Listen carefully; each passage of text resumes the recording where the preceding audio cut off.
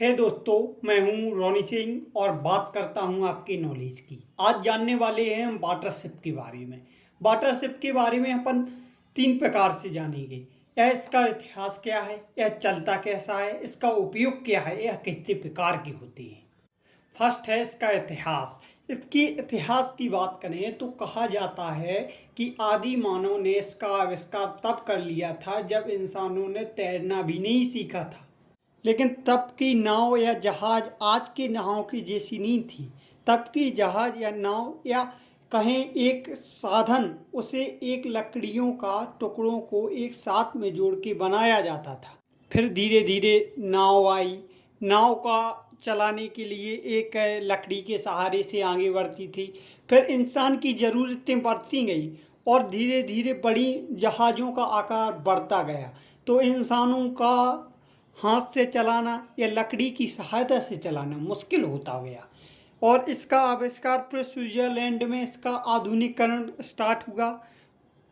Switzerland में पर्देदार या कहें कि हवा से चलने वाले जहाज को बनाया गया जो हवा के सहारे से चलते और अब इस नावों को दूर दूर जाने में के लिए उपयोग करने लगा। जहाज़ों का आकार बढ़ता गया और धीरे धीरे ये वक्त चलता रहा। कंपास आया और नाव की यात्रा और सुगम होती गई।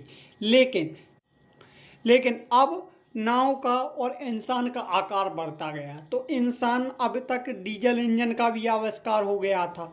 तो अब डीजल इंजन को लगाने के से चलने लगी जहाज, तो जहाज की स्पीड भी बढ़ गई और आगे भी चलने लगे।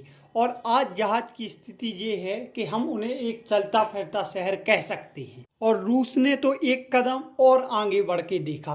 उसने तो अपना खुद का इलेक्ट्रिसिटी पावर हाउस ही जहाज में बना दिया। पूरे शहर जहाज में व्यतीत हो रहे हैं। आज हमारे घर का 90% तक सामान वहाँ से जहाज से आता है। अब दूसरा पॉइंट आता है कि यह कितने प्रकार के होते हैं।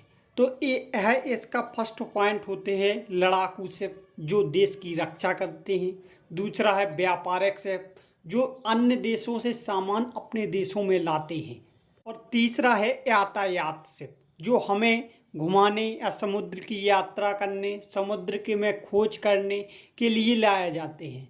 और अगला वीडियो होगा लड़ाकू विमान के बारे में, लड़ाकू शिप के बारे में, फाइटर जेट में, जिसकी लिंक आपको डिस्क्रिप्शन में मिल जाए। शिपों का आकार और जहाज का आकार उनके कार से अलग अलग हो सकता है और ये कई प्रकार की होती हैं और आजकल इनका बड़ा ही उपयोग किया जा रहा है।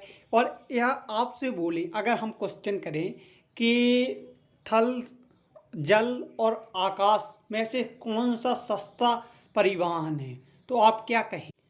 तो सबसे सस्ता है जल ईंधन। ना यहाँ पर आपको सड़क बनानी है, ना कोई इक्विपमेंट, ना ज़्यादा घर्षण होना है, ना कोई पुर्जे खराब होने। तो सबसे सुरक्षित और सस्ती वो चीज़ है जल का माध्यम। इसी कारण से एक्सपोर्ट और ट्रांसपोर्ट करने में इसका 90% उपयोग किया जाता है। अब तीसरा पॉइंट आता है कि यह चलते कैसे हैं। तो बात करें इनके चलने की, तो जो पुराने ज़माने के जो शुरुआती समय में जो नावें थीं उन्हें तो एक लकड़ी के सहारे से चलाया जाता था, धीरे धीरे आगे बढ़ाया जाता था। इनको ज़्यादा उपयोग मतलब ज़्यादा दूरी के उपयोग में नहीं लाया जाता था। यहाँ इस नदी से उस नदी, इस नाले से उस नाले और ज़्यादातर समुद्र में मछलियाँ पकड़ने